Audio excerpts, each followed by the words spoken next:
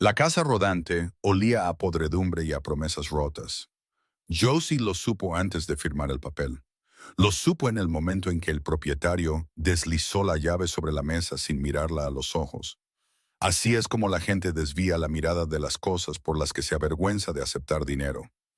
La llave estaba fría, el papel estaba húmedo en las esquinas. Firmó de todos modos porque no había otro lugar a donde ir. Y porque 23 años siendo una omega en un mundo hecho para alfas, le habían enseñado una cosa por encima de todo. Tomas lo que te ofrecen antes de que te lo quiten. Se dijo a sí misma que era temporal. Se dijo muchas cosas ese otoño. La casa rodante estaba en el extremo más alejado del territorio de Ashford, pasada la línea de árboles, donde los pinos crecían tan juntos que bloqueaban la luz de la tarde, pasado el viejo camino del molino que ya nadie usaba, pasado el marcador de piedra que decía fin de las tierras de la manada, con letras tan desgastadas que apenas se podían leer. Estaba a media hora a pie de la casa más cercana. La casa más cercana pertenecía a una viuda que mantenía las cortinas corridas y su opinión sobre los omegas bien guardada. Nadie llegaba tan lejos a menos que estuviera perdido o cazando. Josie no era ninguna de las dos cosas. Simplemente se había quedado sin opciones. La primera noche se sentó en el suelo. La única silla tenía una pata más corta que las otras. Se inclinaba en un ángulo que la hacía sentir como si el mundo mismo se estuviera apartando de ella. El suelo era de linóleo frío, agrietado en las juntas. Se envolvió en la única manta de lana que había traído de la habitación que solía alquilar sobre la panadería del pueblo. Esa habitación también había sido pequeña y húmeda, pero olía a pan, a levadura y a la calidez particular de un edificio que albergaba seres vivos. La casa rodante olía a mojo y al fantasma de los cigarrillos de otra persona. Y a algo debajo de esas dos cosas. Una profunda decadencia estructural, como madera convirtiéndose lentamente en algo que no era madera. No lloró.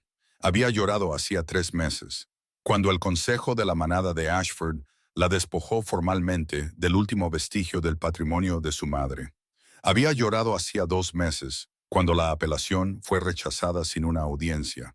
Había llorado hacía 6 semanas, cuando descubrió por qué habían rechazado la apelación, cuando descubrió quién había escrito la carta que la precedió, quién había hecho la llamada telefónica que importaba, quién le había sonreído al otro lado de la mesa cada domingo durante 14 años, y la llamaba hija mientras desmantelaba silenciosa y metódicamente todo lo que su madre había dejado atrás. Su padrastro, Edmund Voss, anciano de la manada, hombre respetado, mentiroso de manos pacientes. No había llorado desde entonces. Algo le sucede al dolor cuando se queda sin suavidad. No desaparece, se endurece. Se convirtió en algo denso y silencioso que vivía detrás de su esternón. Presionaba hacia afuera cada vez que respiraba demasiado profundo. Le recordaba que seguía ahí. Le recordaba que no tenía a dónde ir. Todavía. Ahora respiraba superficialmente la mayor parte del tiempo. La casa rodante tenía 3 problemas que el propietario no había mencionado. La ventana sobre el fregadero no cerraba del todo. Eso significaba que en las noches en que el viento soplaba con fuerza entre los pinos, el aire frío se colaba por el borde del marco. Se posaba en su nuca como una advertencia. El agua que salía del grifo era marrón durante el primer minuto, antes de aclararse hasta un punto que ella se decía que era aceptable. Y la tabla del suelo más cercana a la puerta, la que pisaba primero cada mañana al levantarse antes del amanecer para ir a trabajar al pueblo, emitía un sonido como el de un pequeño animal adolorido cada vez que su peso caía sobre ella. Al final le puso un nombre. A la tabla del suelo. La llamó Edmund. Ayudó de la manera en que a veces ayudan las pequeñas y ligeramente desquiciadas estrategias de supervivencia. Trabajaba en la botica del pueblo. Molía hierbas y preparaba tinturas para Marta, que tenía 64 años y le dolían las rodillas.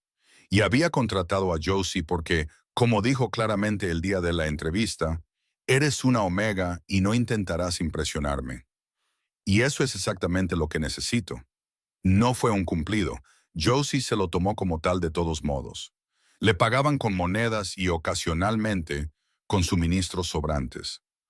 lavanda seca, aceite de rosa mosqueta, pequeños manojos de salvia, y le pagaban lo justo para poder permitirse la casa rodante, una bolsa de harina, lentejas secas y un capricho por semana que se permitía sin culpa. Algunas semanas era una vela, otras un pequeño frasco de miel, algunas semanas no era nada, porque algunas semanas las monedas no alcanzaban, y el capricho era un concepto que pertenecía a otra vida. Ella no tenía una loba. Eso era lo que la gente decía en voz baja cuando hablaba de ella. La chica voz, la omega, la que no tiene loba, como si su nombre fuera una enfermedad, como si la ausencia de un espíritu de lobo la hiciera menos real, menos sólida, como una figura en un cuadro que aún no ha sido completamente rellenada. Su loba había estado en silencio desde que tenía 17 años. Se había callado de una manera que los sanadores de la manada llamaban suprimida y los ancianos de la manada llamaban defectuosa. Y Edmund, en un momento de particular crueldad, lo había llamado conveniente. No había entendido lo que él quería decir con eso hasta mucho después. Ahora lo entendía. Fue a finales de octubre cuando encontró la caja. Había estado intentando arreglar la ventana. Había tomado prestado un martillo y un pequeño trozo de hojalata del camino del molino. Su intención era doblarlo para crear algo que pudiera mantener el marco cerrado contra el viento. Y al tirar de la madera podrida bajo el alféizar, sus dedos encontraron un hueco. No era podredumbre.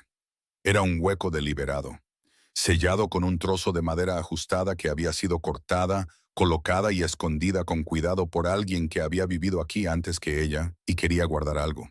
Casi lo dejó estar. Casi. Dentro del hueco había una caja no más grande que sus dos manos juntas, de cedro, atada con una tira de cuero.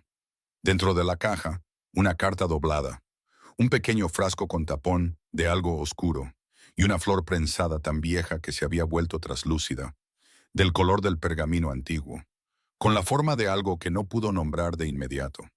La carta no estaba dirigida a ella. Estaba dirigida a aquella a quien la familia Voss destierra. Sus manos se quedaron muy quietas. La carta estaba escrita con una caligrafía que no reconoció. Una escritura apretada y deliberada, presionada con fuerza sobre el papel, como si el escritor necesitara que las palabras permanecieran. La leyó una vez, luego la leyó de nuevo, lentamente, de la manera en que lees algo cuando la primera lectura no tiene sentido, y esperas que la segunda revele que lo has entendido mal. La segunda lectura no mejoró las cosas. La carta decía que la casa rodante no era una coincidencia, que la tierra sobre la que se asentaba no eran las afueras sin valor de la manada, que el marcador de piedra en el borde del territorio no era un límite, era una tapadera, que debajo de esta franja de tierra específica, que iba desde la línea de árboles hasta el lecho del arroyo, a 40 yardas al este, había documentos sellados en una caja de hierro. Habían sido enterrados por un archivista de la manada hace 22 años, a petición de una mujer llamada Clara Voss, su madre.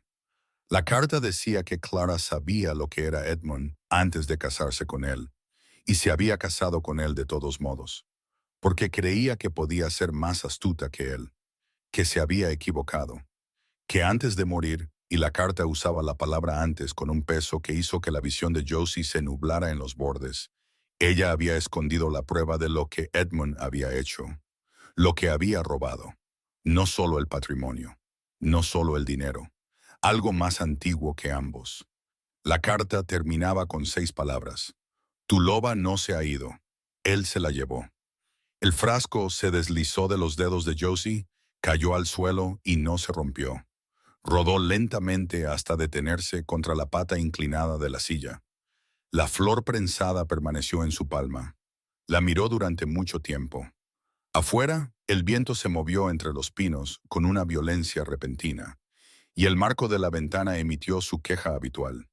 Y en algún lugar, en la profunda oscuridad de los árboles, algo grande cambió su peso. No lo reconoció como un lobo. Todavía no. Solo sabía que la cosa detrás de su esternón, el dolor denso y endurecido que había estado cargando durante 3 meses, se había agrietado ligeramente. Y lo que se escapaba no era tristeza, era furia. Era la furia específica de alguien que acaba de descubrir que lo que perdió no se perdió en absoluto. Fue arrebatado, deliberadamente, por alguien que sonreía en las cenas de los domingos y lo llamaba amor. Josie cerró la mano alrededor de la flor prensada. Miró el hueco en la pared. Empezó a planear. No durmió esa noche. Se sentó en el linóleo frío con la carta extendida sobre su rodilla. Sostenía con cuidado entre dos dedos el frasco que había recuperado del suelo. Y pensó con la claridad particular que solo llega cuando el miedo y la furia llegan en el mismo momento y anulan su ruido mutuo. La vela que había encendido. El capricho de esta semana.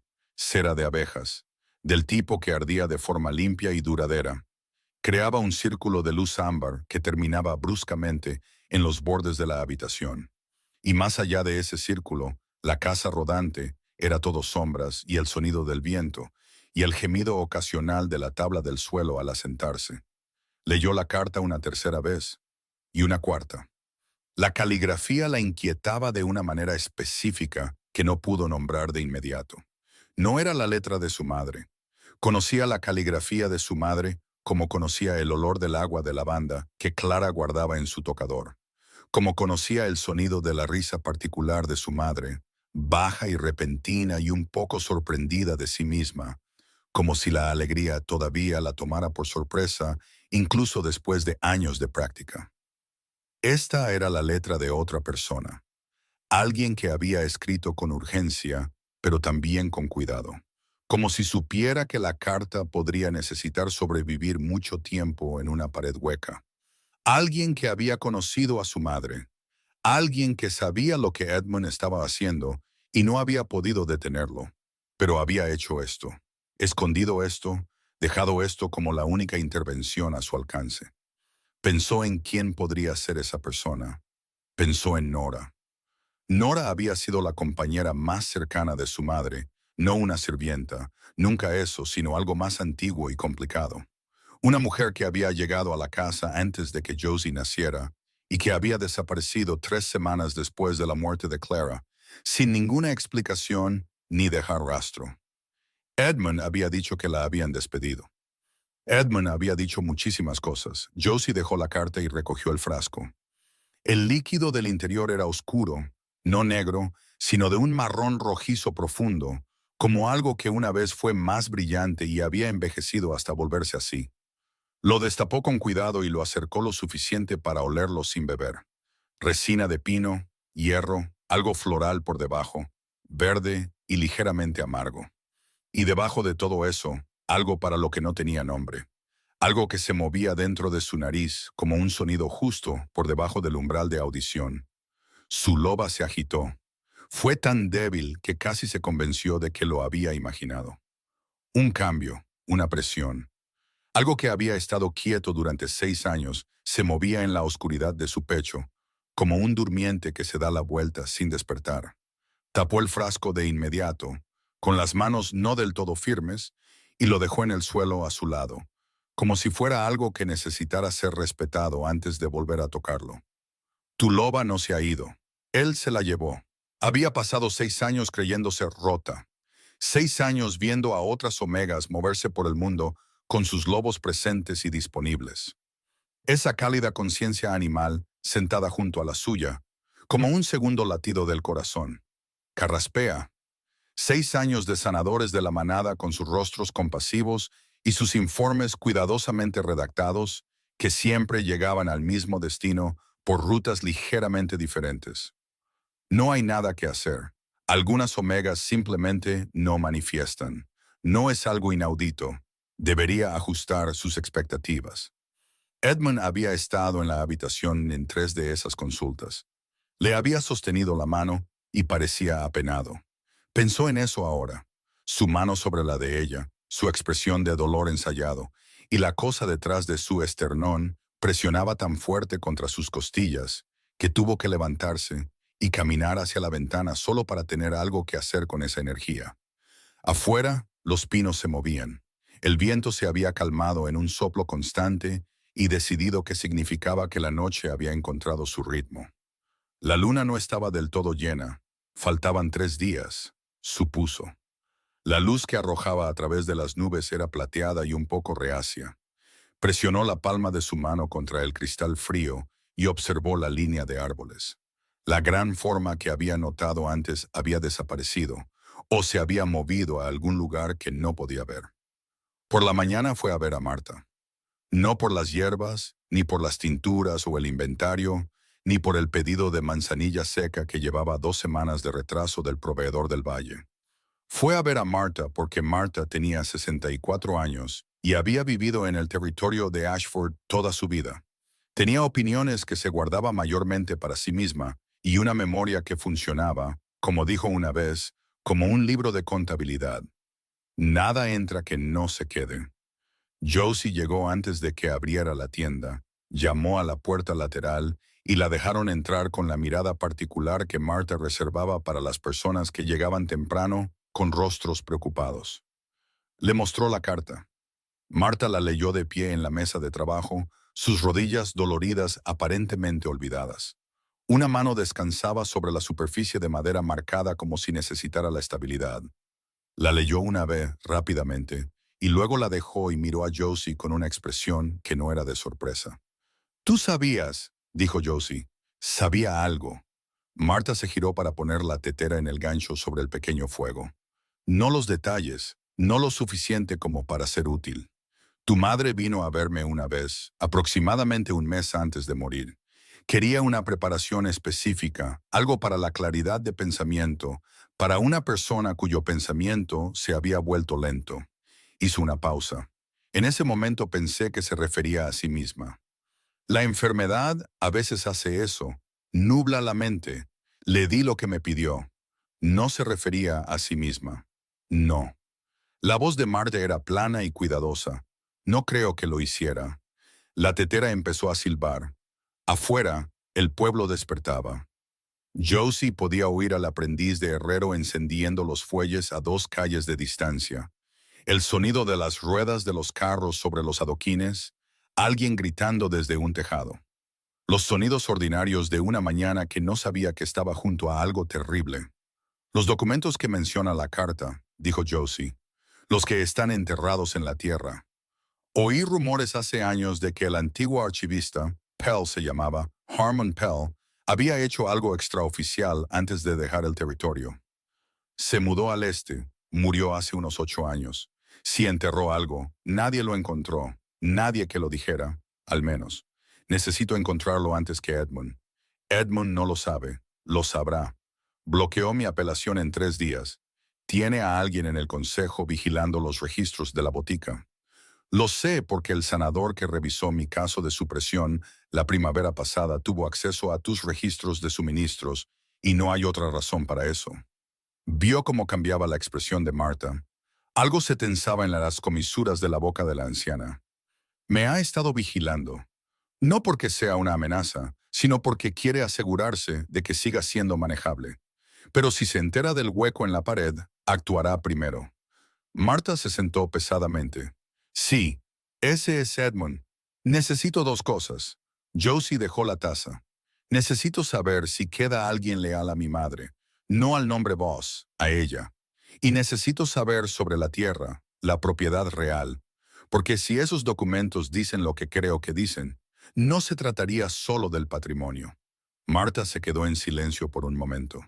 La tierra del arroyo, Josie.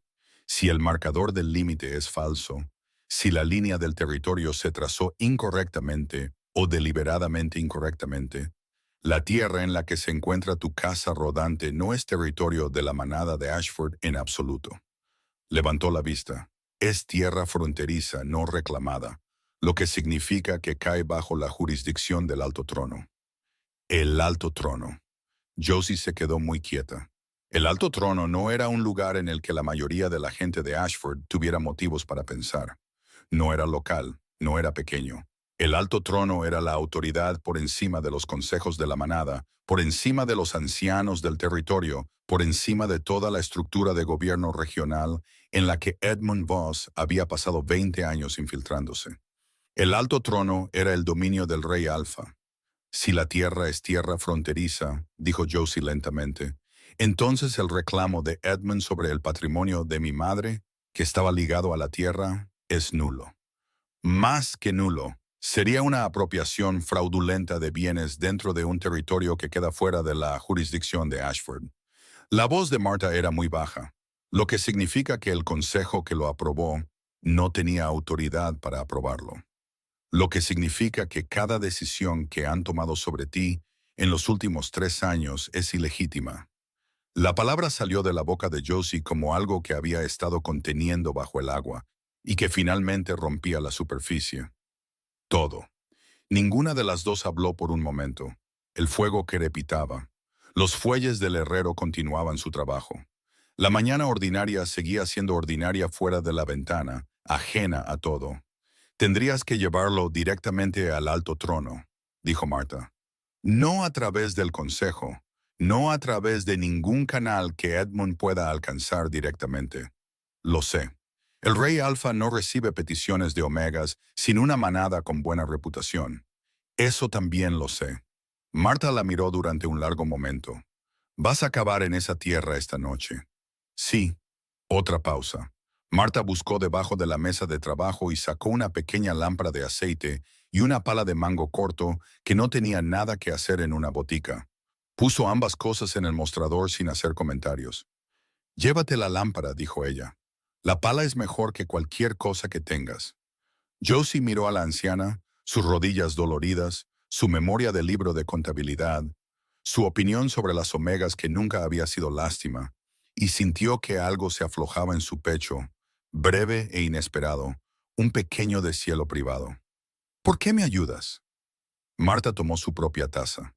Porque tu madre me pidió que le diera algo para la claridad de pensamiento y he pasado 6 años preguntándome si debería haber hecho más preguntas. Tomó un sorbo. Ahora vete. Vuelve antes de que llegue la gente de la mañana y te diré qué más recuerdo. El suelo era más duro de lo que esperaba. Había esperado hasta que la luna subiera lo suficiente para ser útil y bajara lo suficiente para ser discreta. Esa hora particular, pasada la medianoche, en que los pinos dejaban de moverse y el mundo se contraía en algo pequeño e inmediato. Y la oscuridad tenía una textura que casi podías presionar con la mano.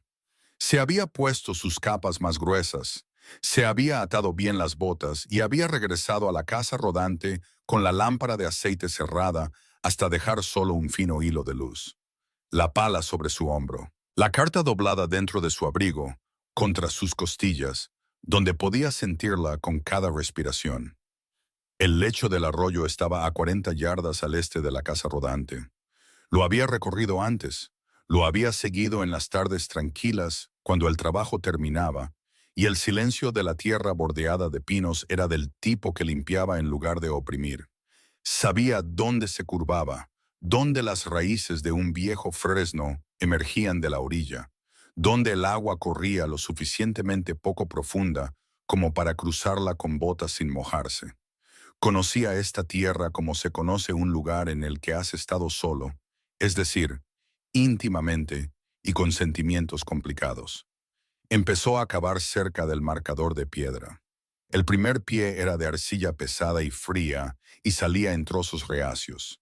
El segundo pie era mejor, tierra más oscura, más suelta, del tipo que había sido removida antes y lo recordaba.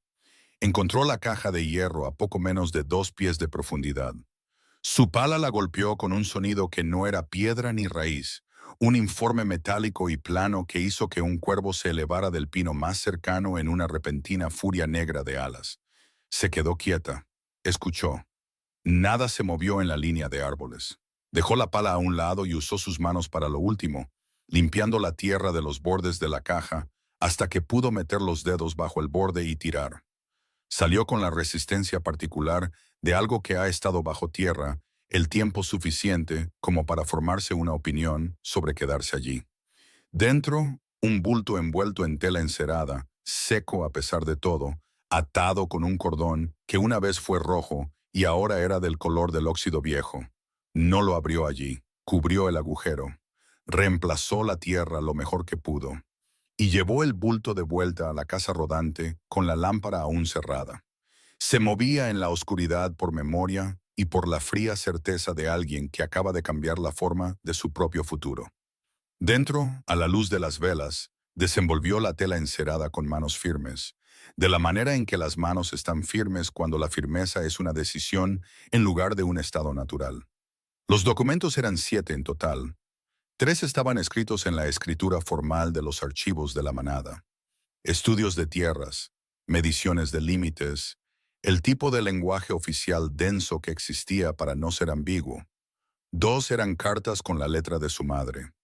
1 era un registro del consejo con 3 firmas que reconoció y una que no. Y el último era un documento que tuvo que leer 2 veces antes de entender lo que tenía en sus manos. Era una escritura de propiedad, no del patrimonio, no de la casa en el complejo Voss donde había crecido, la cual Edmund había absorbido en sus posesiones con la suave eficiencia de alguien que lo había estado planeando durante años. Esta era una escritura de la tierra fronteriza misma. 36 acres que iban desde el falso marcador hasta un límite natural a 3 millas al norte. Registrada no bajo la autoridad de la manada de Ashford, sino bajo la Oficina de Tierras del Alto Trono. Presentada hace 23 años a nombre de Clara Rain, antes de convertirse en Clara Voss, antes de casarse con Edmund, antes de que, aparentemente, entendiera que el hombre con el que se casaba había identificado primero su tierra y la había perseguido a ella en segundo lugar. Su madre lo había sabido al final. Las cartas lo dejaban claro. La primera estaba escrita a Nora. A mi Nora, decía el saludo. Y la intimidad de esas palabras hizo que a Josie se le hiciera un nudo en la garganta de una manera que no había esperado. Exponía con la letra cuidadosa y ligeramente formal de Clara lo que había descubierto sobre el interés de Edmund en la tierra fronteriza, que él sabía antes de que comenzara su cortejo, que la tierra contenía algo que el alto trono eventualmente querría, un corredor natural entre 3 territorios, el tipo de activo geográfico que se volvía políticamente significativo a medida que los límites de las manadas cambiaban, que se había casado con ella para tener acceso a la escritura, que para cuando ella lo entendió, Josie tenía 4 años y el matrimonio era una estructura que no podía desmantelar sin dejar a su hija expuesta. Él no puede tomar la escritura mientras yo viva, decía la carta. Necesitaría mi firma y no se la daré. Pero no estoy bien, Nora, y necesito que entiendas que mi malestar no llegó por sí solo. Josie dejó de leer, empezó de nuevo. Necesito que entiendas que mi malestar no llegó por sí solo. Aún no puedo probarlo. Estoy trabajando para conseguir pruebas y le he pedido a Harmon que me ayude a asegurar lo que tengo. Si algo sucede antes de que termine, lleva a Josie a un lugar seguro. No dejes que Edmund moldee su comprensión de lo que yo era. Y no dejes que encuentre la tierra. La segunda carta era más corta, escrita con una letra que era reconociblemente la de su madre, pero más delgada. La presión de la pluma era más ligera, como si la escritora tuviera menos peso que poner detrás de las palabras. Estaba dirigida a Josie directamente. Mi amor, si estás leyendo esto, ya eres más valiente de lo que crees, porque encontrar esto significa que seguiste haciendo preguntas cuando el mundo te dio todas las razones para detenerte. Lamento no haber podido quedarme el tiempo suficiente para responderlas yo misma. La loba que te dijeron que estaba perdida nunca se fue. Edmund sabe lo que es. Lo descubrió antes que tú. Lo que hizo al respecto está en el registro del Consejo, archivado bajo una falsa orden de supresión firmada por un sanador que le pertenece. Tu loba está atada, no ausente. El frasco ayudará si puedes encontrar a alguien que sepa cómo usarlo correctamente. Lo dejé con la carta porque no sabía quién encontraría esto primero. No estás rota, te hicieron inconveniente. Hay una diferencia. La escritura es tuya, la tierra es tuya. Haz que responda por ello, mamá. Josie dobló la carta con mucho cuidado. No lloró. Se sentó durante mucho tiempo a la luz de las velas, con los documentos dispuestos frente a ella, el frasco a su lado, y la pala apoyada contra la pared con su carga de tierra seca del arroyo. Y pensó en su madre sentada en un tocador que olía a lavanda, consciente de que el hombre de abajo la había envenenado, escribiendo cartas a una hija que tenía 4 años y no podría leerlas durante años. Pensó en lo que costaba estar tan serena ante ese conocimiento particular. Creyó entender ahora de dónde venía su propia quietud. Estaba afuera antes de decidirlo por completo. No sabía qué la había atraído. No la carta. No la loba que podría o no haberse estado agitando en su pecho desde la noche anterior. No el frío, ni la oscuridad, ni ningún impulso nombrable. Simplemente se encontró de pie en el pequeño trozo de tierra desnuda frente a la casa rodante, todavía con su abrigo, la vela encendida adentro, mirando la línea de árboles. Había algo allí, no una amenaza, no un movimiento, una presencia, la cualidad particular de quietud que pertenece a un ser vivo que está siendo muy deliberado en no moverse. Debería haber vuelto adentro. No lo hizo. Sé que estás ahí, dijo, lo que posiblemente fue la cosa menos estratégica que había hecho en su vida, y había firmado un contrato de arrendamiento por una casa rodante podrida por centavos, así que el listón no estaba muy alto. Nada respondió. Entonces los árboles se movieron, y no fue el viento, y lo que salió de la oscuridad era lo suficientemente grande como para que su cuerpo lo registrara antes que su mente. Un lobo, no en forma, no transformado, pero el tamaño, la cualidad de quietud que portaba, la forma en que se movió hacia el borde de la luz de la lámpara de la ventana de la casa rodante sin ninguna de las vacilaciones que deberían acompañar a un animal que se acerca a un extraño. Era el lobo más grande que había visto en su vida, mayormente negro, con un matiz gris a lo largo de los hombros que la luz de la luna destacaba en plata. Ojos que atrapaban la luz y la retenían. No el reflejo plano de los ojos de un animal, sino algo con profundidad detrás, algo que la miraba y sabía que estaba mirando. Su loba se sacudió. No una agitación esta vez, una sacudida. Un movimiento repentino y violento, como algo que despierta en estado de shock. Como algo que había estado contenido durante años reconociendo lo que le estaba frente a él y reaccionando con una ferocidad que le robó el aliento a Josie por completo. Se llevó una mano al esternón, y la loba dentro de ella, su loba, presente, allí, innegablemente allí, presionó contra su palma desde el interior. El lobo negro no se movió. La observó con esos ojos imposibles y esperó, con la paciencia particular de algo que ya ha estado esperando durante mucho tiempo, y sabe cómo hacerlo sin angustia. Josie se quedó en el frío y respiró superficialmente, que era todo lo que podía hacer, y le devolvió la mirada. Por la mañana descubriría que el lobo se había ido. También encontraría, en el borde de la línea de árboles donde había estado, un único objeto colocado con evidente intención sobre la parte superior plana de una piedra. Un pequeño disco tallado de madera oscura, no más grande que su pulgar, con una marca que reconoció de los documentos que acababa de leer. El sello del alto trono. Llevó el disco tallado a Marta antes de que llegara la multitud de la mañana.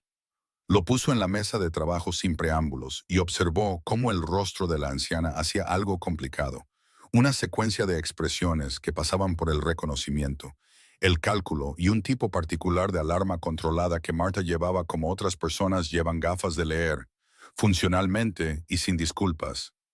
¿Dónde encontraste esto? No fue una pregunta. Lo dejaron en la línea de árboles anoche. Josie mantuvo la voz uniforme. Carraspea, un lobo, el más grande que he visto. Marta tomó el disco y lo giró 2 veces entre sus dedos, examinando el sello con la atención que normalmente reservaba para identificar muestras de hierbas de procedencia incierta. Luego lo dejó y miró a Josie con una expresión que había pasado de la alarma a algo más silencioso y serio. ¿Entiendes lo que significa esta marca? Jurisdicción del alto trono. Josie había pasado las horas antes del amanecer con los documentos extendidos por el suelo de la casa rodante, cotejando el sello de la escritura con el disco hasta estar segura. Alguien de la corte del rey Alfa ha estado en esta tierra, no alguien. Marta se bajó de su taburete con la deliberación de una mujer cuyas rodillas estaban llevando a cabo una negociación separada y continua con el resto de su cuerpo. El disco es un marcador de explorador. El alto trono los usa para señalar que una ubicación ha sido evaluada y marcada para seguimiento. No los dejan los escribas ordinarios de la corte. Hizo una pausa. Los deja el séquito directo del rey, o el propio rey, la casa rodante. La casa rodante podrida, mohosa e inclinada en el borde del territorio de la manada que Josie había alquilado por centavos porque no había otro lugar a donde ir. Pensó en el propietario deslizando la llave sobre la mesa sin mirarla a los ojos.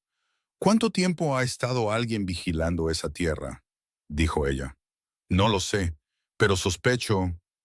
Marta se detuvo y empezó de nuevo con más cuidado. Ha habido rumores durante 2 años de que el Alto Trono ha estado realizando evaluaciones silenciosas de territorios fronterizos en disputa. No públicamente, no a través de los canales del Consejo, directamente, en privado, sin notificar a las manadas locales. Miró el disco de nuevo. Si la escritura de tu madre registra esa tierra bajo la jurisdicción del Alto Trono, y Edmund la ha estado reteniendo fraudulentamente, entonces la corte del rey Alfa tiene un interés directo en el asunto. Un interés independiente, separado del tuyo, paralelo al tuyo, lo que podría ser útil. Marta la miró a los ojos. Oh, complicado. Josie pensó en el lobo en la línea de árboles, los ojos que retenían la luz, la quietud absoluta de algo que estaba completamente en control de sí mismo, y lo sabía. Su loba se había sacudido. No iba a pensar en lo que eso significaba todavía. Necesito llegar al alto trono, dijo con los documentos, antes de que Edmund descubra que existen. ¿Y cómo propones lograr eso? No tienes estatus en la manada, ni escolta, ni carta de presentación que no haya sido filtrada por el Consejo de Ashford. El tono de Marta no era desalentador. Era la voz de alguien que ayuda a trazar un terreno real. El alto trono no recibe a omegas no afiliados que llegan de la nada. Lo sé, Josie cruzó las manos sobre la mesa de trabajo. Pero si alguien del séquito del rey ya ha estado en esa tierra, si dejaron ese marcador, entonces no ignoran lo que hay aquí. Lo que significa que puede que ya haya un canal abierto que no pase por el consejo. Marta se quedó en silencio por un momento. Vas a volver a la casa rodante, dijo lentamente, y esperar a que quien quiera que haya dejado ese disco se ponga en contacto. Han estado vigilando la tierra durante al menos una noche que yo sepa, posiblemente más. Josie recogió el disco y cerró los dedos a su alrededor. Dejaron esto después de que encontré los documentos. Eso no es una coincidencia, es comunicación. Regresó y esperó. Pasó el día en la casa rodante haciendo las cosas ordinarias.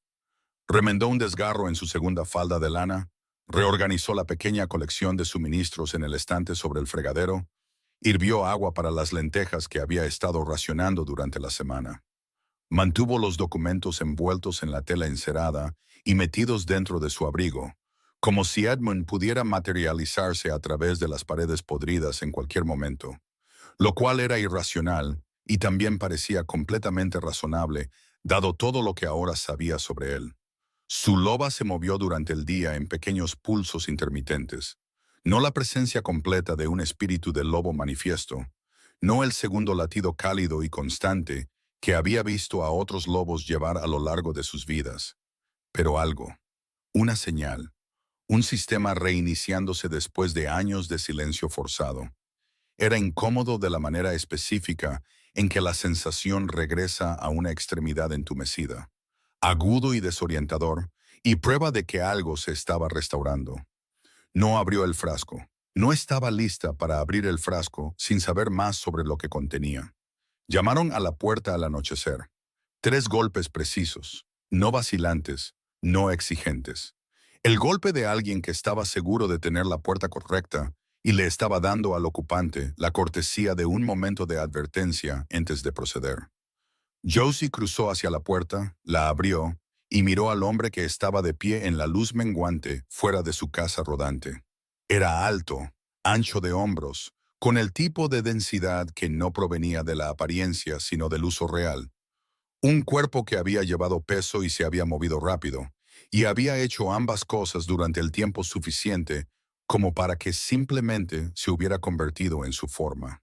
Pelo oscuro, corto a los lados, una mandíbula que parecía haber sido construida con opiniones firmes, Llevaba un abrigo de viaje de lana oscura, sin insignias visibles, polvoriento en el dobladillo, con el cuello levantado contra el frío de la tarde.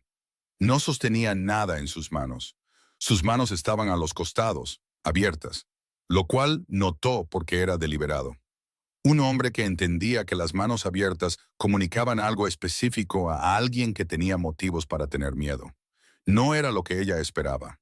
Había esperado un escriba de la corte, un funcionario, alguien con bordados en el cuello y una carta de presentación y la vacuidad practicada de los asuntos oficiales. Este hombre la miró con ojos grises que atraparon la última luz del día y la retuvieron.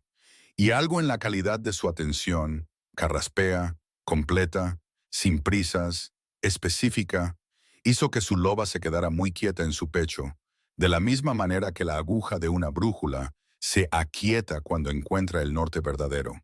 Se apartó de la puerta sin invitarlo a entrar. Instinto antiguo, instinto inteligente. «Dejaste el disco», dijo ella. Sí. Su voz era baja, uniforme, sin actuación en ella. «¿Cuánto tiempo llevas en esta tierra?» Él consideró la pregunta con lo que parecía ser un respeto genuino por su franqueza. 4 noches, vigilándome, evaluando el territorio. Eras parte de lo que encontré. Ella lo estudió. Él no se movió bajo su escrutinio, no ajustó su expresión ni su postura para facilitarle las cosas. Simplemente se quedó en el crepúsculo fuera de su hogar temporal, inclinado y podrido, y esperó. Con la misma calidad de paciencia que había visto en el lobo negro en la línea de árboles. «El lobo de anoche», dijo ella. Algo se movió en la comisura de su boca. No una sonrisa exactamente, el reconocimiento de una contenida. Sí. Su loba presionó con fuerza contra sus costillas desde el interior. «Entra», dijo ella, lo que posiblemente fue la segunda cosa menos estratégica que había hecho en su vida. «Pero debes saber que tengo una pala». Él entró sin hacer comentarios. Evaluó el espacio con una sola mirada tranquila y no comentó nada. Ni el linóleo, ni la silla inclinada, ni el fregadero manchado de marrón, ni la única vela de cera de abejas que estaba haciendo más trabajo emocional del que se le debería pedir a cualquier vela. Se sentó cuando ella le indicó el suelo, que era todo lo que tenía para ofrecer, y se sentó sin quejarse, su espalda contra la pared, sus largas piernas dobladas.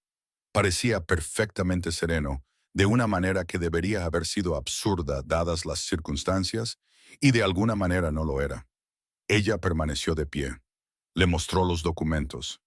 Los leyó con la concentración de alguien que lee con cuidado, no porque sea lento, sino porque entiende que las palabras tienen consecuencias y las consecuencias merecen atención. Cuando llegó al registro del consejo con la falsa orden de supresión, su expresión cambió, no dramáticamente, no un respingo, sino una tensión alrededor de los ojos, una cualidad de quietud que se agudizó en algo más frío. «La firma del sanador», dijo. «Doran. La reconoces». Doran ha aparecido en otros 3 archivos de supresión fraudulentos en territorios fronterizos en los últimos 4 años. Dejó el documento con cuidado. «Hemos estado tratando de rastrear el origen de las órdenes. Esto», señaló los papeles, «es la primera vez que tenemos el punto de origen».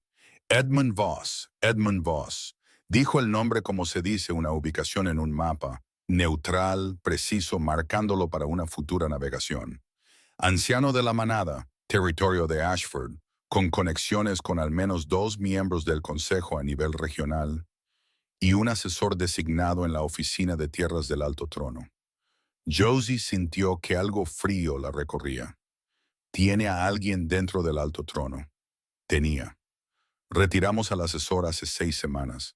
Sus ojos grises se movieron hacia los de ella. «En parte por eso estoy aquí. La destitución abrió un hilo que hemos estado siguiendo. Tu tierra es el final de él». Ella lo miró durante un largo momento, al abrigo de viaje, y las manos abiertas, y el rostro sereno, y los ojos grises que la habían mirado desde el rostro de un lobo la noche anterior en la línea de árboles. «¿Quién eres?», dijo ella. «No para quién trabajas, no cuál es tu título. ¿Quién eres?». Él le sostuvo la mirada sin evasión. «Orión», dijo, Y creo que ya sabes el resto. Lo sabía. No quería saberlo. Se sentó en el suelo frente a él con los documentos entre ellos como un tratado que ninguno de los dos había firmado todavía. Y su loba presionaba constante e insistentemente contra sus costillas. Y afuera los pinos se movían en la oscuridad. Y ella respiró con cuidado, y no dijo nada durante un largo momento, porque algunas verdades necesitan un respiro de espacio antes de dejarlas entrar. El rey Alfa estaba sentado en su suelo. Había venido a ella. La había encontrado en las ruinas, y había esperado, y había venido a su puerta con las manos abiertas. No estaba lista para saber qué hacer con eso. Empieza desde el principio, dijo finalmente. Dime todo lo que sabes sobre la tierra de mi madre. Lo hizo. Habló durante mucho tiempo, no de la manera en que hablan los hombres cuando quieren impresionar, no con volumen ni florituras, ni con la particular actuación de autoridad que ella había visto a Edmund desplegar en cada mesa de domingo durante 14 años. Esa certeza suave y tranquila que tenía menos que ver con la verdad y más con ocupar espacio hasta que la verdad pareciera innecesaria. Orión habló como habla alguien que tiene información que pertenece a otra persona y entiende que la transferencia de la misma es una deuda que se paga, no un favor que se extiende. Le dijo que la tierra fronteriza había sido marcada por la Oficina Geográfica del Alto Trono hace 11 años, cuando un estudio de rutina de territorios de corredores en disputa identificó la tierra del arroyo como un punto de unión natural entre tres límites de manadas que se estaban desplazando lentamente bajo la presión de la población. Que la escritura de la tierra, presentada a nombre de Clara Rain antes de su matrimonio, había surgido en el archivo del Alto Trono como una anomalía. De propiedad privada, no reclamada por la manada, registrada bajo un nombre que los registros posteriores mostraban que se había convertido en Clara Boss. Que la investigación sobre la escritura había sido silenciosamente enterrada dentro de la oficina de tierras del Alto Trono 3 años después por el asesor que desde entonces habían destituido. Edmund había estado protegiendo su posición durante mucho tiempo. Le habló de Doran, el sanador, las falsas órdenes de supresión, el patrón de omegas en territorios fronterizos, cuyos lobos habían sido atados por archivos fraudulentos del Consejo que reclasificaban dones naturales como responsabilidades, como deficiencias, como condiciones que requerían manejo. 7 casos en 4 años. Josie era la octava. Otras 7. Se quedó con eso por un momento. Otras 7 mujeres a las que se les había hecho creer que estaban rotas. El frasco, dijo ella. Orión metió la mano en el bolsillo interior de su abrigo de viaje y sacó una pequeña bolsa de cuero que colocó entre ellos sin dramatismo. Dentro había 3 artículos. Un papel doblado con instrucciones escritas en la taquigrafía de un sanador, un segundo frasco idéntico al del hueco de la pared y una pequeña piedra plana grabada con un símbolo de liberación que reconoció de los textos de referencia de la botica. La preparación que dejó tu madre es un solvente de atadura parcial, dijo él. Interrumpe el compuesto químico utilizado en la supresión, pero necesita ser administrado junto con el símbolo de liberación y una presencia estabilizadora. Hizo una pausa. Tu loba ya ha comenzado a responder. Lo noté anoche. Ella te notó a ti, dijo Josie, lo cual fue más honesto de lo que pretendía. Algo en su expresión cambió. No triunfante. Nada de eso. Algo más silencioso y cuidadoso. La expresión de un hombre que entendía lo que significaba que su loba hubiera reconocido a la suya y estaba siendo deliberado en no darle más importancia de la que ella estaba lista para darle. El vínculo, dijo ella secamente, porque no iba a darle vueltas. Sí, no voy a discutir eso esta noche. Lo sé. Sin discusión, sin persuasión, simplemente lo sé. Y luego continuó, porque aparentemente era un hombre que entendía que a algunas puertas había que acercarse desde la distancia antes de poder abrirlas. Ella respetó eso más de lo que quería. Trabajaron en los documentos hasta que la vela se consumió, construyendo el caso con la cuidadosa arquitectura de personas que entendían que lo que estaban construyendo debía ser inexpugnable. Orión tenía una mente precisa y organizada. Vio conexiones entre los papeles que ella aún no había alcanzado. Cotejó los estudios de límites con el registro del Consejo de una manera que demostraba el fraude, no solo en sustancia, sino en cronología, mostrando que Edmund sabía que la escritura existía antes de empezar a cortejar a Clara, que cada paso del matrimonio y la gestión del patrimonio y el archivo de supresión y la apelación bloqueada habían sido secuenciales e intencionales. No oportunismo. Diseño. La distinción importaba para lo que venía después.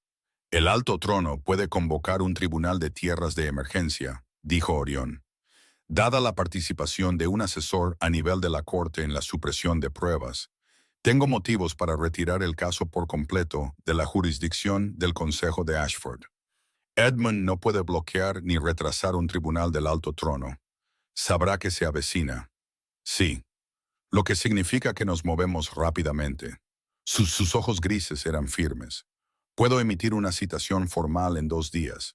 Se requerirá que Edmund comparezca ante el tribunal dentro de los 10 días posteriores a la recepción. No puede rechazar una citación real sin perder por completo su estatus en la manada. Josie pensó en Edmund recibiendo esa citación, en la expresión de su rostro.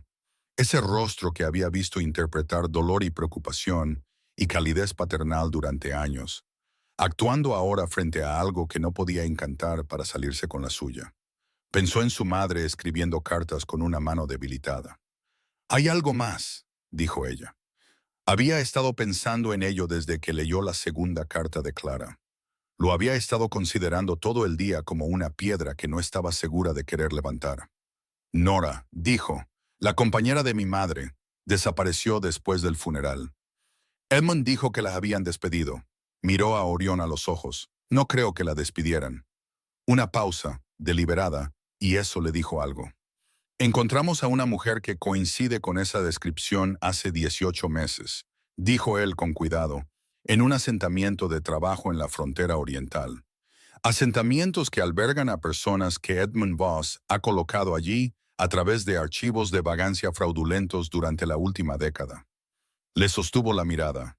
«Está viva, Josie». El nombre, dicho claramente, sin título ni calificativo, aterrizó de manera diferente a como esperaba. No le había dado permiso para usarlo, y no lo corrigió, porque habría sido deshonesto, y estaba cansada de la deshonestidad en todas sus formas. «Está viva», repitió Josie. «Ha estado tratando de enviar noticias durante años.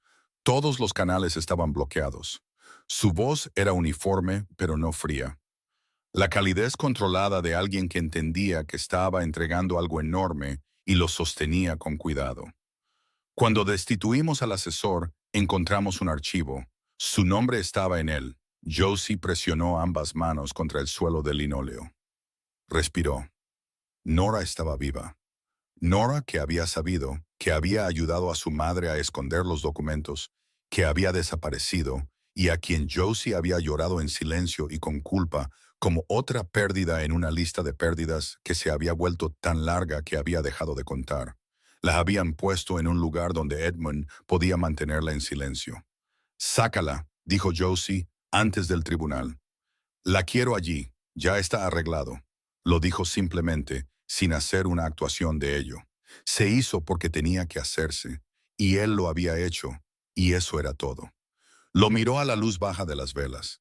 Este hombre que se había sentado en su suelo durante horas sin quejarse, que había leído las cartas de su madre con la gravedad apropiada, que había dicho ya está arreglado sobre el rescate de una mujer que amaba, como si la competencia al servicio de la justicia fuera simplemente el mínimo esperado de sí mismo. Pensó en Edmund, que le había sostenido la mano en las consultas de los sanadores con una expresión de tristeza practicada. Pensó en la diferencia. No era una diferencia sutil. El tribunal se reunió 12 días después en el Salón Regional del Alto Trono, 3 territorios al norte de Ashford, en una cámara con altos muros de piedra y ventanas que dejaban entrar la luz gris y plana de una mañana de noviembre. Edmund llegó con 2 miembros del consejo y un abogado, y la particular compostura de un hombre que ha sobrevivido a situaciones difíciles antes controlando quién estaba en la sala.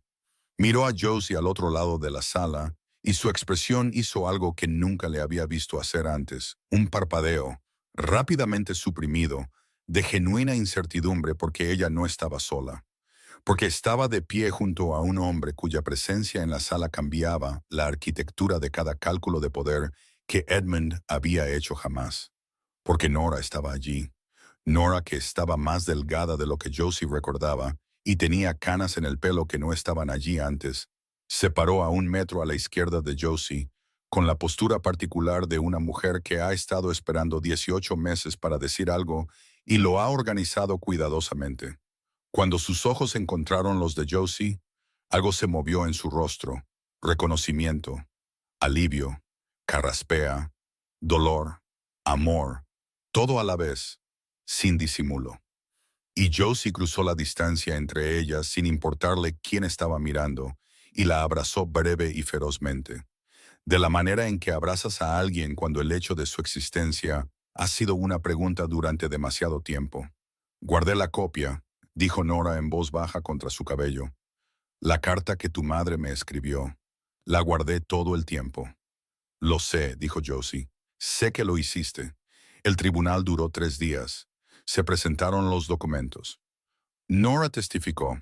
El senador Doran, traído bajo citación real y enfrentando cargos criminales independientes del tribunal, proporcionó una declaración que confirmaba que la orden de supresión había sido presentada por instrucción de Edmund y que el compuesto utilizado para atar a la loba de Josie había sido administrado sin su conocimiento en una preparación medicinal que le habían dado a los 17 años durante lo que ella había creído que era una consulta de bienestar de rutina.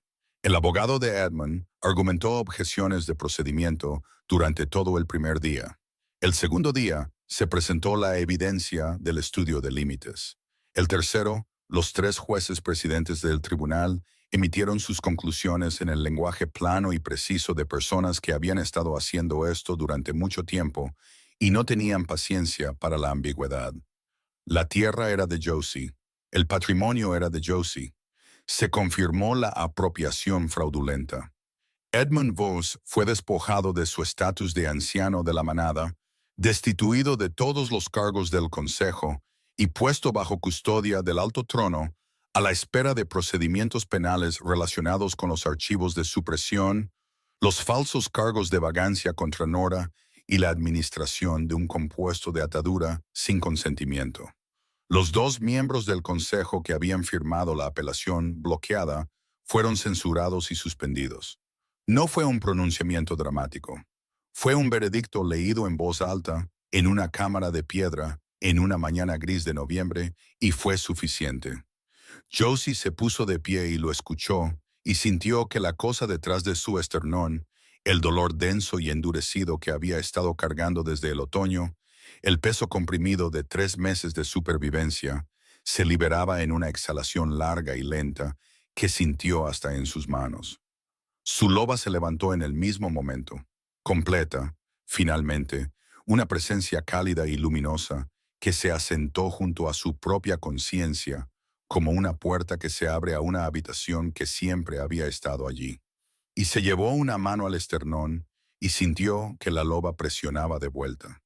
Y por primera vez en 6 años, no se sintió como un dibujo incompleto. Se sintió como ella misma. Después, en el pasillo fuera de la cámara, Orión la encontró de pie en una de las altas ventanas observando el cielo de noviembre hacer su trabajo gris y plano sobre el territorio. Se paró a su lado, no dijo nada. Era bueno en eso, en la presencia sin exigencias, en estar cerca sin requerir nada de la cercanía. La tierra, dijo ella finalmente. ¿Qué pasa con ella ahora? Es tuya por completo. Registro del alto trono confirmado. Hizo una pausa. Lo que hagas con ella es tu decisión. Pensó en 36 acres de pinos y arroyos y tierra fría, en un hueco y una pared podrida que habían guardado la voz de su madre durante 22 años, en una casa rodante inclinada que olía a mojo y a los cigarrillos de otra persona, donde se había sentado en el linóleo frío y había planeado con la furia de alguien que acababa de descubrir la diferencia entre estar perdida y estar escondida. «Voy a reconstruirla», dijo ella. «La tierra como es debido. Lo sé». Se giró para mirarlo. Él la observaba con esos ojos grises que atrapaban la luz y la retenían. Y el vínculo entre ellos era presente y real, y había sido presente y real desde la noche en que salió de la línea de árboles, y su loba se había sacudido contra sus costillas como algo que vuelve a casa. Habían estado cargando el peso de una palabra, pareja, que había sido afeada por el contexto, por un mundo donde los vínculos se usaban como palanca, donde el amor se interpretaba como una tapadera para el robo, donde las personas que decían «estoy aquí» eran de las que más necesitabas huir. Orión no había dicho «estoy aquí», simplemente había estado aquí, consistentemente, en silencio, en cada punto donde importaba. Había una diferencia entre el destino y la elección. Había decidido que esa era la diferencia que contaba. «No estoy lista para todo», dijo ella, clara y honesta porque ya estaba harta de cualquier cosa menos. «Lo sé también, pero no estoy huyendo de esto». Él se quedó en silencio por un momento. Luego, con la misma calma y firmeza que había caracterizado cada interacción desde que llamó a su puerta con las manos abiertas, dijo, «Eso es suficiente». Era suficiente. De hecho, era más de lo que se había creído capaz de ofrecer 3 meses atrás, cuando había firmado un papel húmedo por una casa rodante podrida y se había dicho a sí misma que era temporal. La casa rodante fue demolida a principios de la primavera. Nora vino a quedarse en la pequeña cabaña de piedra que Josie había construido al borde de la tierra del arroyo mientras la estructura más grande aún se estaba construyendo. La cabaña olía a pino fresco y velas de cera de abejas y a la lavanda seca que Nora colgaba en cada habitación porque era lo que Clara siempre había tenido y algunos hábitos eran una forma de lealtad. Pasaban las noches en una pequeña mesa junto al fuego, hablando de los años que les habían sido arrebatados, de la manera en que se habla cuando la pérdida ha sido nombrada y lo que queda no es dolor sino inventario, asegurándose de que nada importante quede sin contar. Edmund fue juzgado el invierno siguiente. Fue condenado por 4 cargos, despojado de sus bienes restantes y exiliado permanentemente del territorio de la manada. Los 2 miembros del consejo censurados renunciaron a sus cargos. Doran perdió su licencia de sanador y se le prohibió ejercer en todos los territorios del alto trono. Las otras 6 omegas cuyos lobos habían sido atados por sus archivos fraudulentos fueron identificadas, tratadas y restauradas. Las 6 lobas regresaron. Orión y Josie se unieron formalmente en los primeros días cálidos de la primavera siguiente, en una ceremonia celebrada en la tierra del arroyo a la que asistieron Nora y Marta, y un pequeño número de personas que se habían ganado el derecho de estar allí. No hubo cenas de domingo con calidez fingida. No hubo manos sostenidas en consultorios de sanadores por alguien que pretendía hacer daño. Simplemente estaba Orión, de pie bajo la particular luz primaveral de una mañana que olía a resina de pino y hierba nueva, y al arroyo corriendo frío y claro cerca, mirando a Josie con ojos grises que no se habían apartado ni se apartarían desde entonces. No era una mujer que había sobrevivido y se había recuperado. Era una mujer que había sido escondida y había encontrado el camino de regreso a sí misma y había hecho algo real de las ruinas de lo que le fue arrebatado. Era la dueña de 36 acres de tierra fronteriza que su madre había registrado a su nombre de soltera como un acto de previsión y amor. Era la hija de Clara Rain, que había tenido razón en casi todo y se había asegurado de que la verdad la sobreviviera. Era la loba que había sido atada y ya no lo estaba. La mujer que había alquilado una casa rodante podrida por centavos, porque no había otro lugar a donde ir, y había encontrado debajo de su suelo y detrás de sus paredes todo lo que necesitaba para volver. Era Josie y había vuelto a casa.